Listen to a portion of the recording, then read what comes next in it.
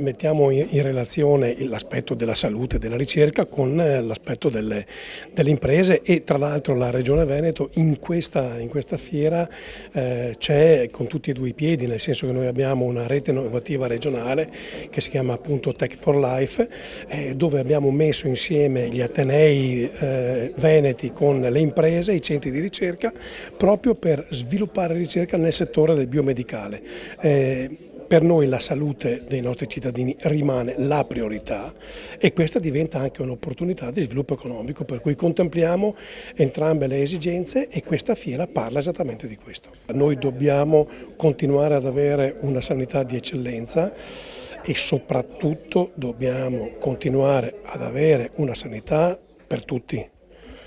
A me il modello americano fa orrore e quindi insomma noi dobbiamo lavorare per continuare ad avere questo tipo di sanità. Siamo convinti che la triade natura, quindi ecologia, mondo animale e mondo umano, si sono ormai compenetrate e devono assolutamente creare un'omeostasi e un modus vivendi intelligenze, altrimenti è già saltato tutto il sistema. Per cui il titolo vuole proprio esplorare questo mondo dove le tre figure principali sono connesse l'un l'altra e soprattutto applicare in questa convegnistica affrontare il mondo nuovo del mondo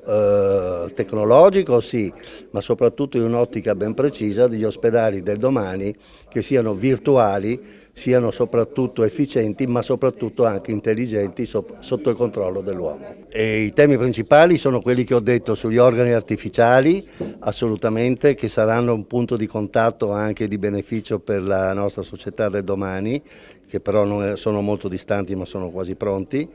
Poi i farmaci miniaturizzati, soprattutto i farmaci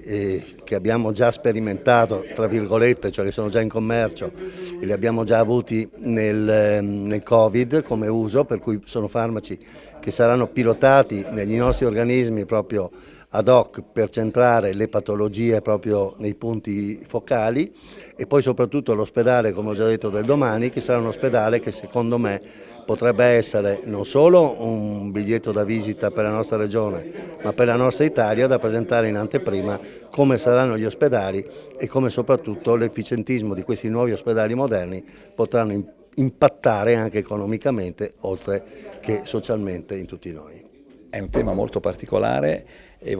auspichiamo che all'ESG, che sono i criteri a cui devono attenersi le aziende, quindi Environment, Social e Governance, questo è importante per un sistema che tenga conto dell'impatto ambientale e dell'impatto sociale che ogni azienda può avere,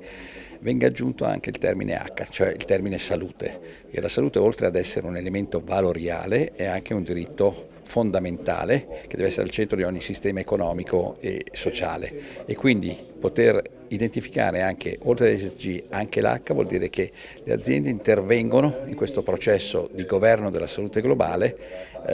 in termini assolutamente proattivi. Il ruolo delle istituzioni è importante, ma per le istituzioni diventa anche importante riconoscere che per un sistema sanitario quale il nostro, il sistema sanitario nazionale, che è un sistema universalistico, identificare come all'interno di questo sistema l'innovazione tecnologica diventa un fattore positivo, assolutamente positivo, e quindi integrare l'innovazione tecnologica all'interno di una visione di One Health, di salute circolare. Fondamentale il coinvolgimento degli studenti e dei giovani, ecco perché a Circular Medical Expo abbiamo un accordo con il Provveditorato agli Studi di Padova, per cui parteciperanno gli studenti dell'ultimo anno delle scuole medie superiori che potranno porre in diretta domande a tutti i relatori. Una grandissima occasione per i relatori e per gli studenti.